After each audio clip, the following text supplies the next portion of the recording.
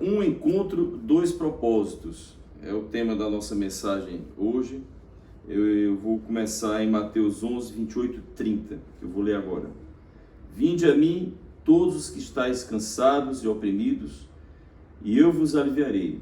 Tomai sobre vós o meu jugo e aprendei de mim, que sou manso e humilde de coração, e encontrareis descanso para as vossas almas, porque o meu jugo é suave e o meu fardo é leve. Oremos. Senhor, obrigado, Senhor, por essa palavra.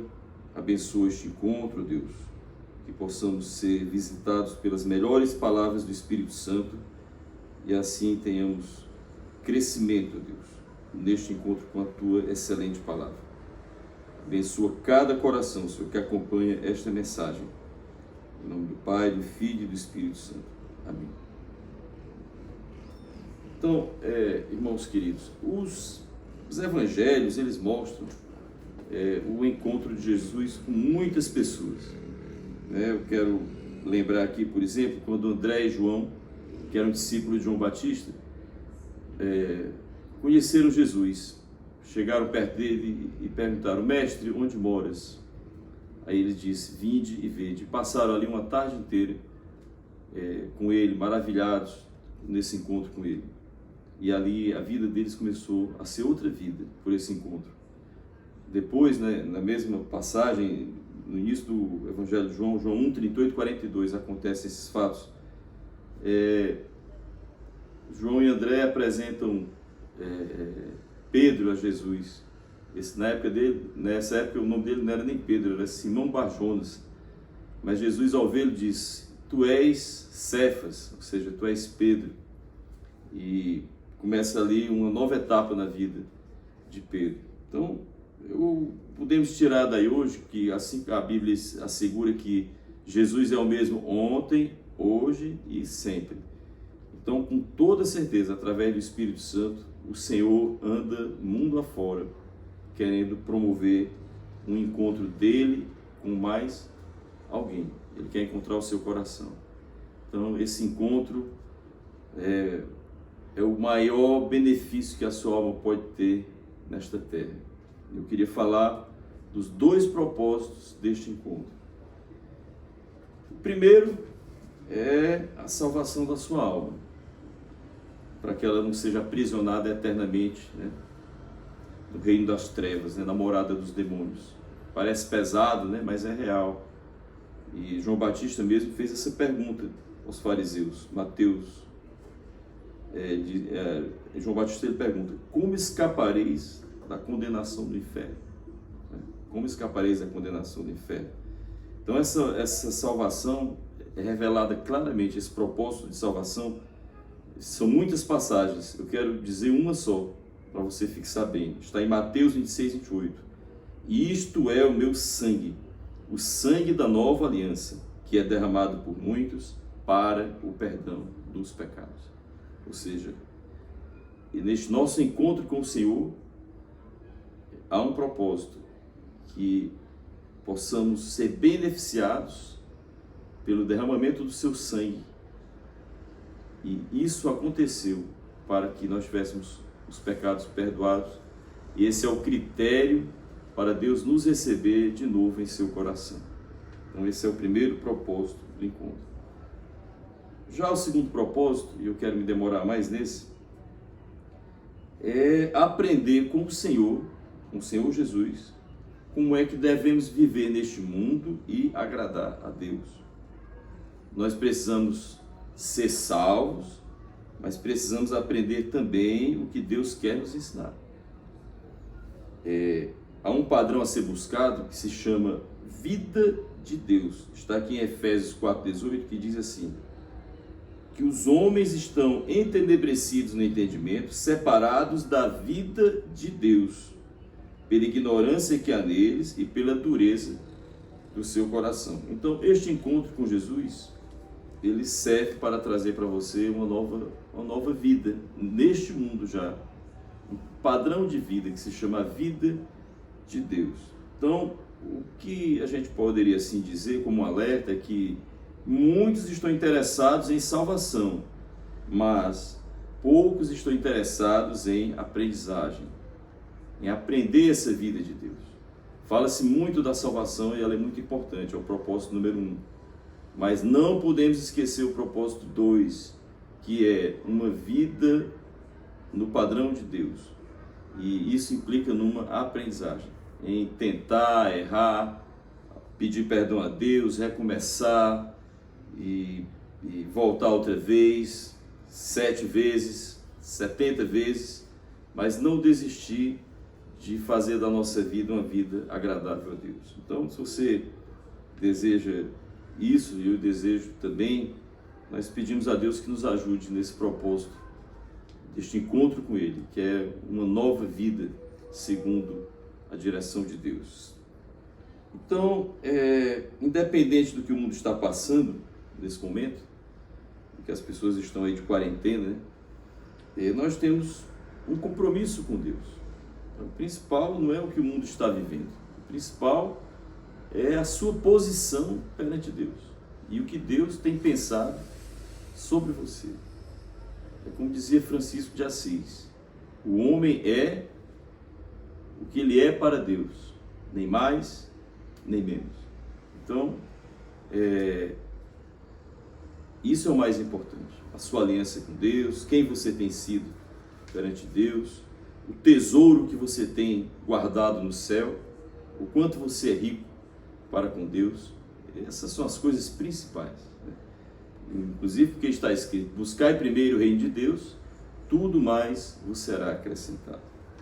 Então, muitos estão de casa em quarentena, mas eu queria dizer uma coisa: não há nenhuma garantia de que as pessoas sairão transformadas da quarentena. Você pode deixar uma onça presa durante 40 dias, que quando você abrir a jaula, ela continua sendo onça, não vai deixar de ser onça, não.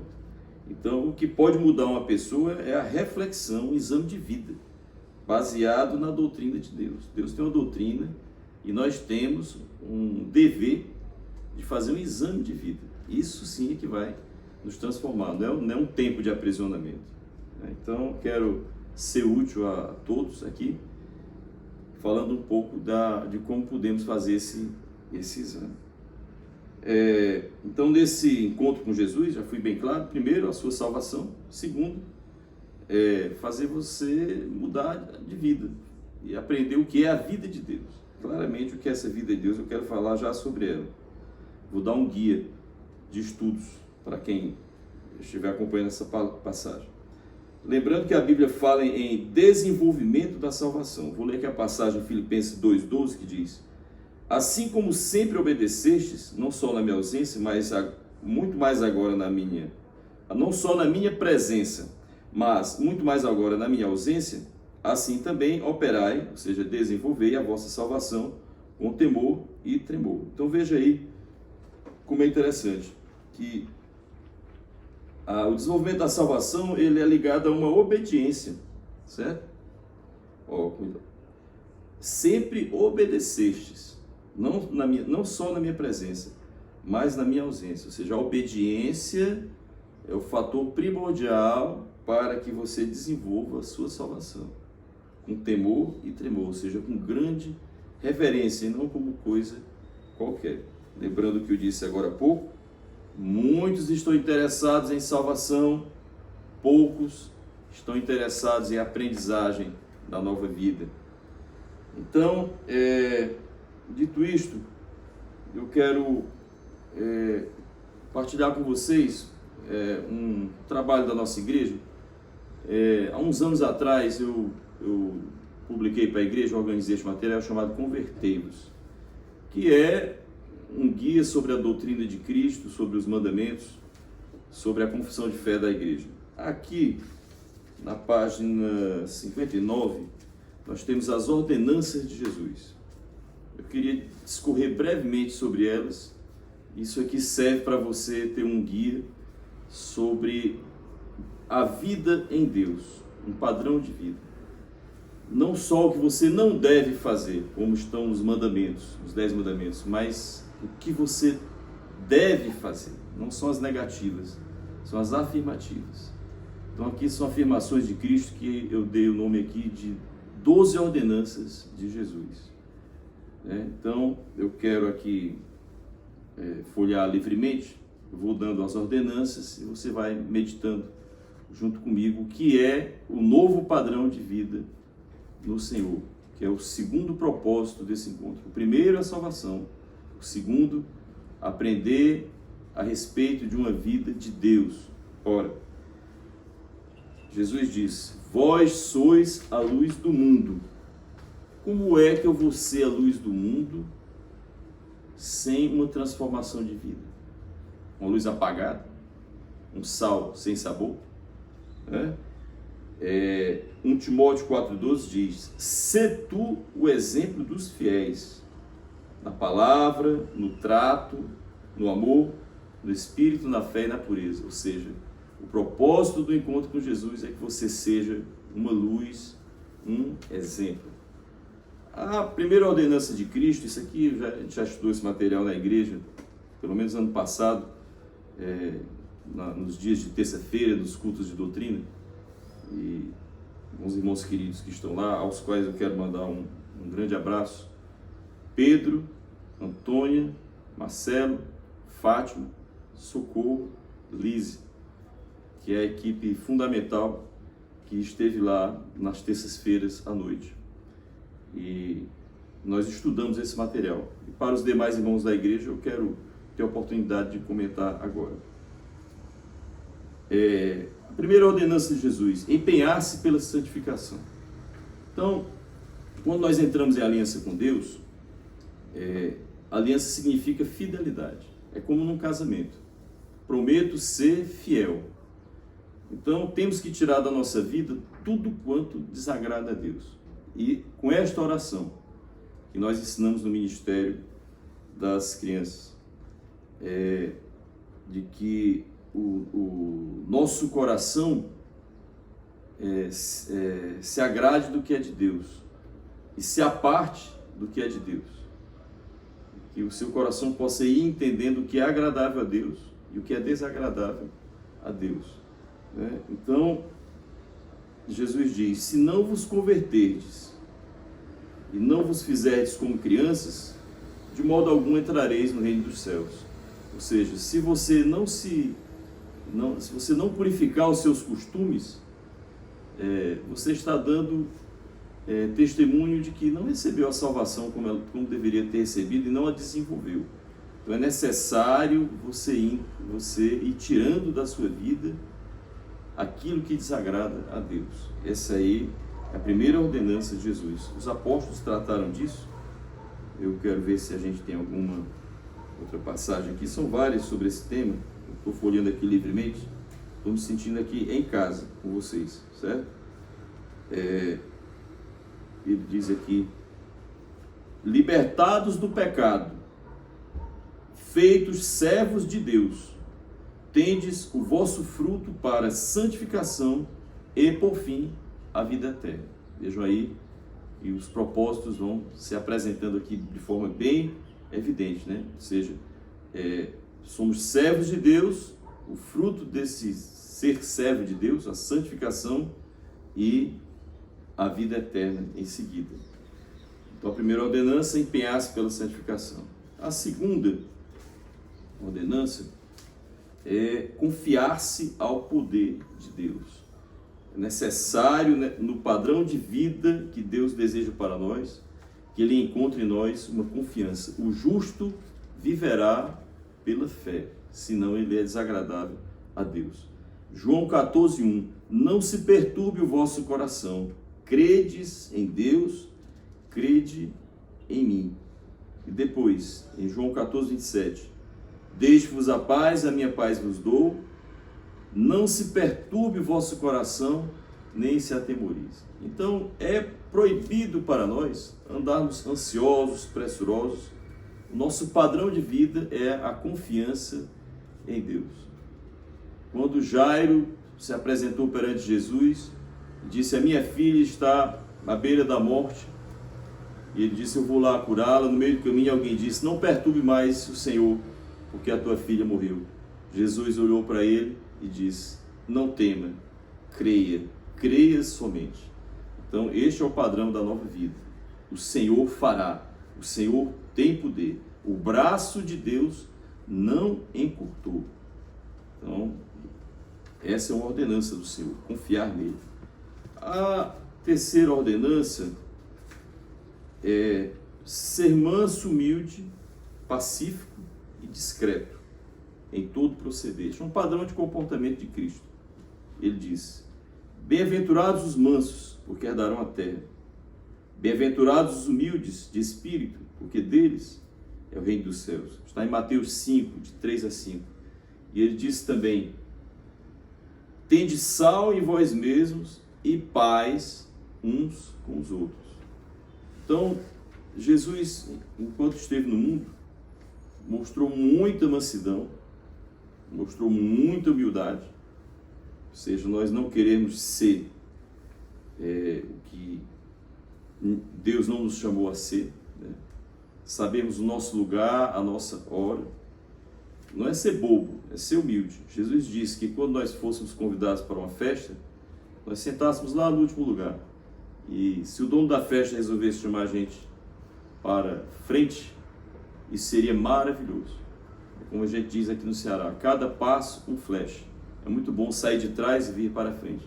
Mas se a gente senta no primeiro lugar e o dono da festa manda a gente sentar em outro, porque aquele está reservado para outra pessoa, é muito ruim. Isso aí que ele nos adverte, que cada um reconheça o plano de Deus para a sua vida e não vá além da medida de Deus. Essa humildade, né? A discrição, andar em grande discrição, que envolve muitas coisas, como por exemplo, não comentar o pecado alheio, não fazer alarde das obras que você realiza, como o fariseu que manda alguém tocar uma trombeta na frente antes dele dar uma esmola, né? E pacífico, né? Manso, humilde, discreto e pacífico em todo proceder. Pacífico. A paz seja o vosso hábito, presente em todos os momentos. Não andemos nos digladiando, devorando e mordendo uns aos outros, como diz o apóstolo Paulo. A próxima ordenança, eu estou sendo breve, né?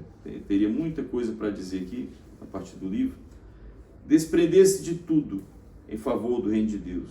Jesus ensina assim, Mateus 6,33, buscai em primeiro lugar o reino de Deus e a sua justiça, e tudo mais vos será dado de acréscimo. Então, em primeiro lugar, a vontade de Deus, o reino de Deus, o plano de Deus, os interesses de Deus.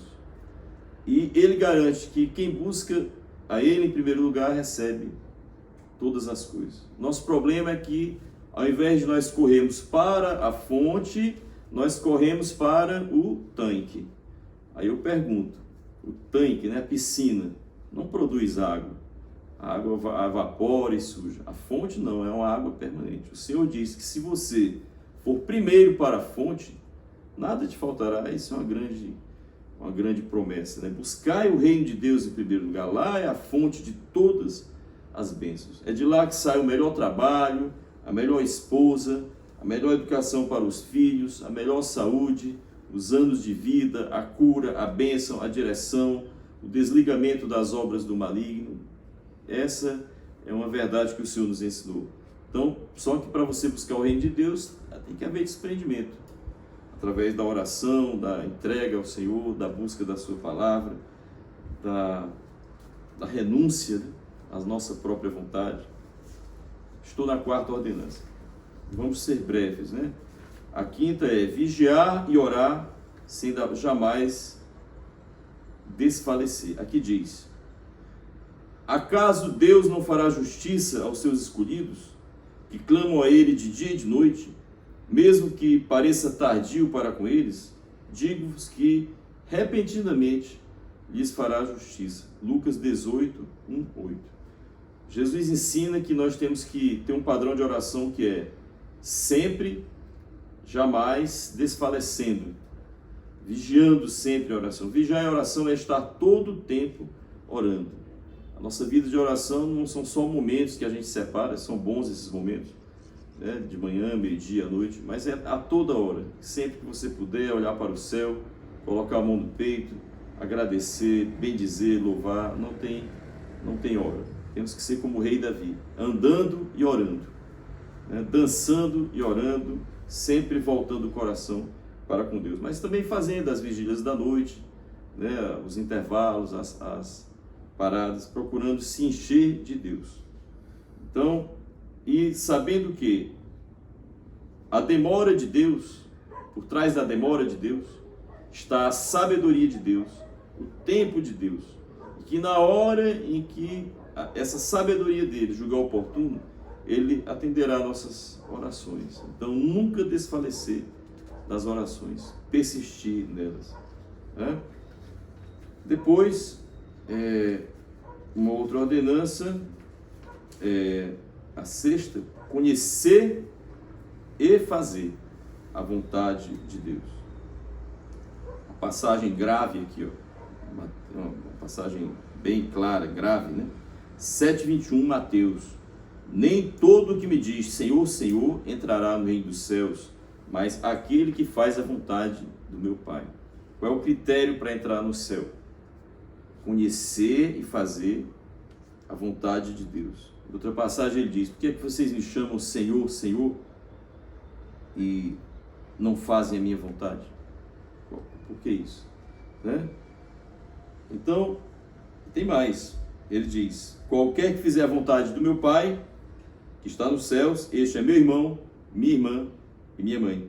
Como é que nós passamos a ser parentes de Jesus, ter intimidade com Ele, comunhão de verdadeiros amigos, conhecendo e fazendo a sua vontade. Então, mais uma vez, pela oração, pelo conhecimento da palavra, pedindo ao Espírito Santo que lhe revele, porque Ele não deixa ninguém sem resposta. Tem gente que nem pergunta mais: Senhor, o que vamos fazer hoje? Né? Eu ouvi um testemunho uma vez de um religioso que acordava e dizia: Espírito Santo, o que vamos fazer hoje? Né? E você tem feito essa pergunta? Né? O que vamos fazer hoje?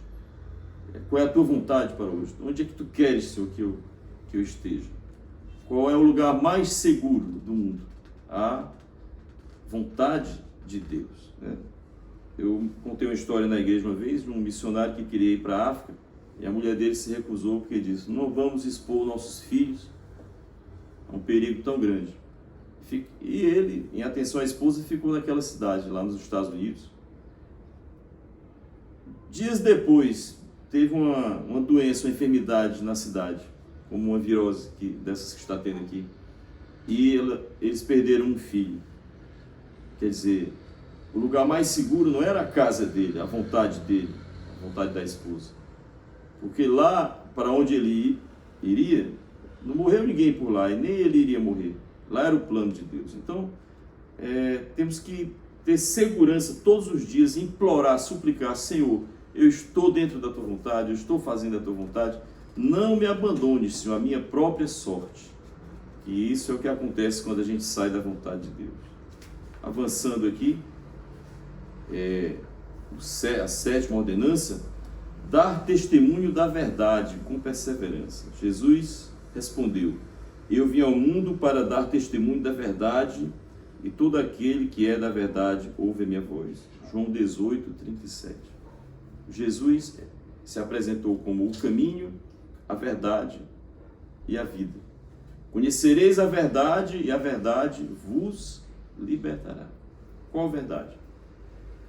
Verdade sobre quem é Deus, a verdade sobre quem é você. Qual é o plano de Deus para a sua vida? O que Deus pensa sobre cada coisa que está no mundo?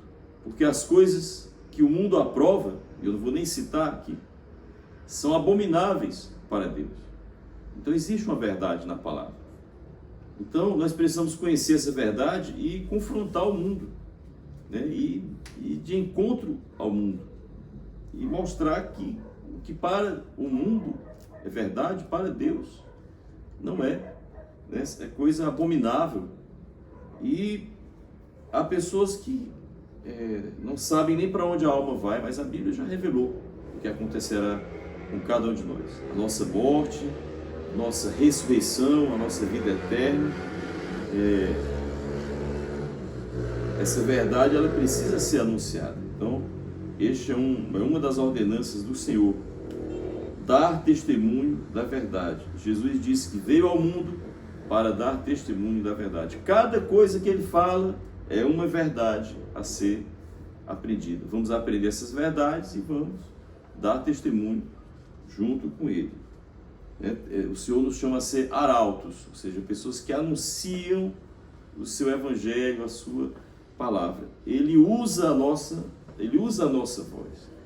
Ele disse: aquilo que vos digo ao ouvido, anunciai sobre os telhados. Então, ele tem a nós. Nós somos úteis a ele nesse anúncio. A 8ª ordenança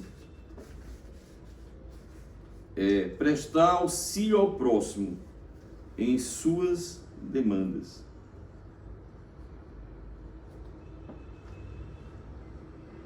Deus ungiu a Jesus de Nazaré com o Espírito Santo e com poder, o qual andou por toda parte, fazendo bem e curando.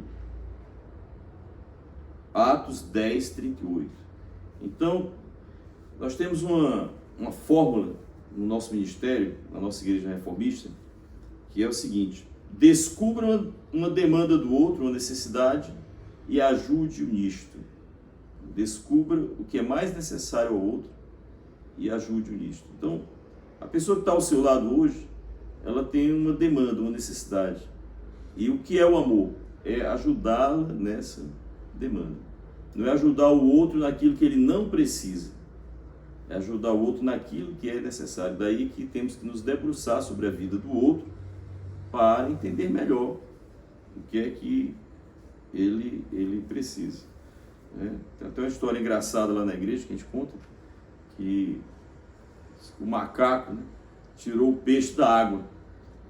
Aí em seguida chegou outro macaco e disse assim: o que aconteceu com esse animal? Ele disse assim: olha, eu não sei, ele estava aí se afogando, eu tirei ele da água, ele ainda deu uns 4 ou 5 pulos aqui fora, mas acabou morrendo, não consegui salvá-lo. Então ele ajudou o peixe naquilo que o peixe não precisava. O peixe queria ficar quieto lá na água dele, ele achou que estava fazendo grande serviço ao peixe. Então vamos estudar o semelhante, Uma pessoa, por mais rica que seja, pode ser a dona do mundo, ela tem uma necessidade hoje. Então, todos podem ser ajudados. Essa é a ordenança do Senhor: prestar auxílio ao próximo em suas demandas. A grande história dessa ordenança é a história do samaritano, que vê o homem lá a vítima de um assalto no meio de uma estrada fria e sangrando, cheio de feridas. O que é que ele faz? Retira o homem de lá, leva para uma hospedaria, dá uma ajuda inicial. Como ele não podia ficar lá, ele paga para o dono da hospedaria tratar daquele doente. E o homem teve a vida salva. A outra, estamos já perto do fim, manifestar amor aos inimigos e opositores. Esse é o grande desafio. Manifestar amor aos inimigos e opositores. Se amardes apenas aos que vos amam, que recompensas tereis vós? Também os pecadores amam aos que os amam. Lucas 6, 32. Então o Senhor nos deu uma ordenança dura, mas temos Ele para nos ajudar nisso, que é manifestar amor aos seus inimigos, ou seja, fazer o bem a quem não lhe quer bem, tratar bem e ajudar a quem lhe faz oposição. Boa sorte, viu? Para mim, boa sorte para você. Essa é uma ordenança dura. A 10ª, perdoar as ofensas recebidas. O seu coração tem que estar sempre limpo das ofensas recebidas. Quando estiveres orando, perdoai se tendes alguma coisa contra alguém, para que vosso Pai que está nos céus os perdoe as vossas ofensas.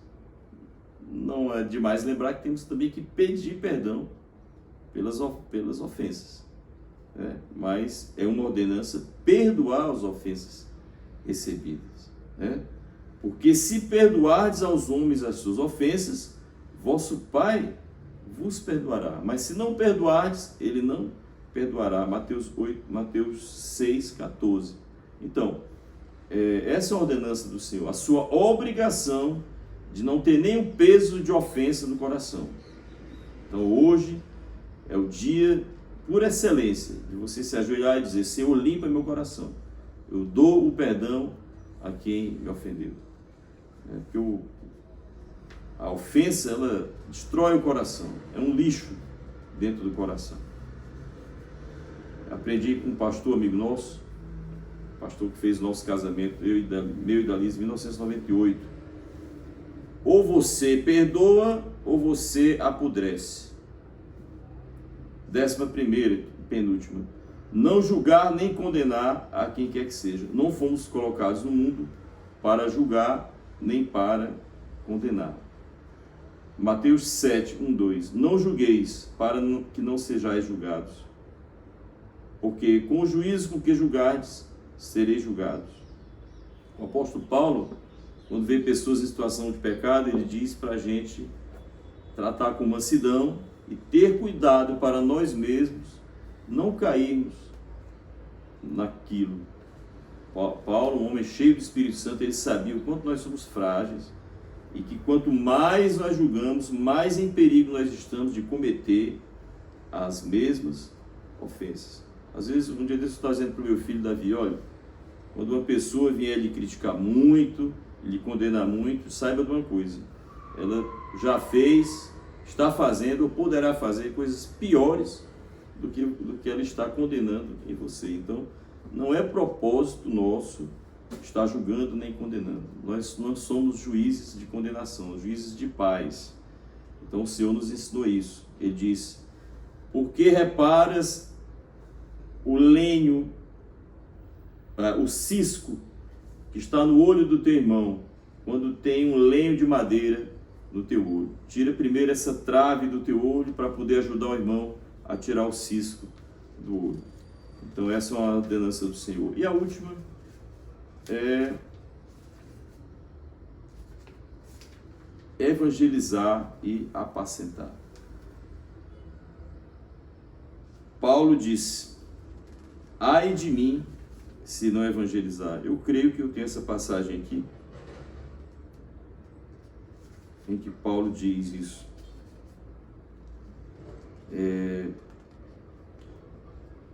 Antes disso, Paulo diz, olhai por vós e por todo o rebanho, para apacentardes a igreja de Deus.